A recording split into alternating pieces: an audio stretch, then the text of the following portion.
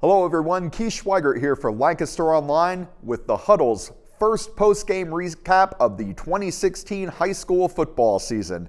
We're not really sure what we call this week. It's kind of an abbreviated week in terms of scheduling. Only 3 Lancaster-Lebanon League teams were in action tonight, and that's because of a little quirk in the PIAA's scheduling with their move to 6 classes. Schools and teams could choose to forego a second scrimmage and sort of get a jump start on their regular seasons and start up this week. The official start of the regular season isn't actually until next week, but these games do count. Like I said, we had 3 teams in action tonight: Pequea Valley, Northern Lebanon, and Annville-Cleona. Let's start with our game of the week, and that was Pequea Valley making the long trek up to Berks County, Leesport, to take on Schuylkill Valley, and they made the long drive worth it. They rallied from a 2-touchdown deficit in the second half to beat the Panthers 14-13. It was a big night for Jordan Lapp, the quarterback. He had a pair of touchdown runs in the second half, including a 65-yarder with 2:49 left that proved to be the difference in the game. Pequea Valley had their first winning campaign in program history last year. They went 6-4. Now they get a win this week, so they got something to build on. Moving on, it was Northern Lebanon 32, Pine Grove 13.